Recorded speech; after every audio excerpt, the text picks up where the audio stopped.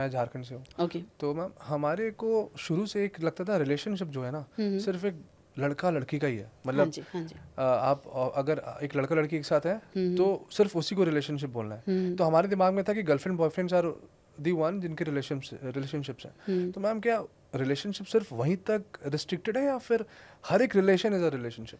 हर एक रिलेशन ही रिलेशनशिप है। अगर आप माँ बेटी हैं या फिर बाप बेटा हैं, पहले के आपने देखे होंगे पिता बेटों से कनेक्ट ही नहीं करते थे, बिल्कुल भी कोई कॉन्वर्सेशन ही नहीं होता था, बड़े डरे डरे से रहते थे। तो वो रिलेशनशिप कितने ख़राब होते थे।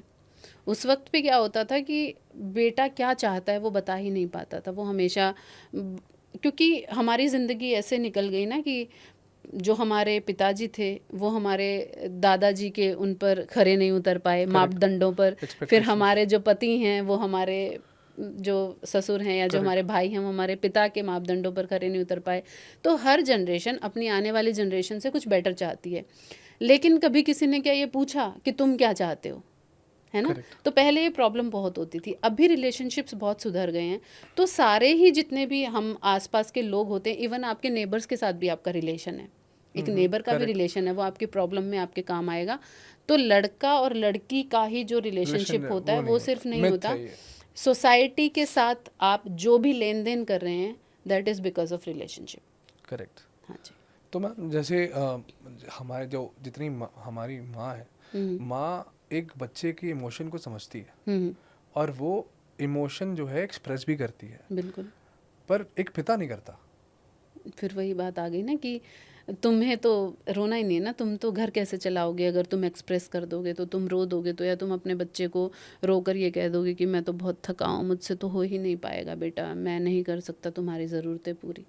तो वो माचो मैन वाली जो शुरू से चली आ रही है वो उन पर थोपा गया है, थोपा गया है। हालांकि वो कह सकते हैं जैसे माँ पर थोपा गया है, माँ पर भी तो थोपा गया ना कि तुम थक नहीं सकती, बच्चा आएगा तो तुम्हें गरम गरम रोटी देनी है चाहे तुम कितनी बीमार पड़ी हो, है ना? पर वो चेंज हो गया कुछ हद तक, तो वो भी चेंज हो रहा है, मतलब मेल फीमेल दोनों के as a society we are changing. और जो वो लोगों ने एक्सेप्ट किया, हाँ, गुड साइन है, very good and that is very तो वो पहले होता था। मतलब माँ अपने लिए नहीं जी सकती, पिता अपने लिए नहीं जी सकता, माँ आराम नहीं कर सकती, पिता ये नहीं कह सकता कि मैं आज कमा कर नहीं ला पाया।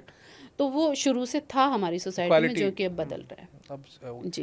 तो मैम आज की जो सोशल मीडिया है तो उससे मैम आज के लोग काफ़ी ज़्यादा इन्फ्लुएंस होके लोग यूज़ कर रहे हैं। तो मैम क्या एक जो हमारा घर पे जो जितने बच्चे हैं, जो यूथ हैं या बच्चे हैं, उनको डिस्ट्रैक्शन आपको लगता है कि ये करता है? और अगर पॉजिटिव भी नेगेटिव भी। 6th क्लास में हमारी हिंदी की टीचर ने हमें एक ऐसे लिखवाया था, वरदान है या अभिशाप विज्ञान। तो उसमें एक लाइन थी कि विज्ञान ने चाकू बनाया था सब्जियां काटने के लिए, अब उससे कोई किसी का गला काट दे तो इसमें विज्ञान की तो कोई गलती नहीं है। क्या बात है ना, ठीक है ना? तो सोशल मीडिया आपको हेल्प करने के लिए है। अब अगर आप उसका मिस यूज़ करते हो या उसका एक्सेसिव यूज़ करते हो, इट्स योर फॉल्ट।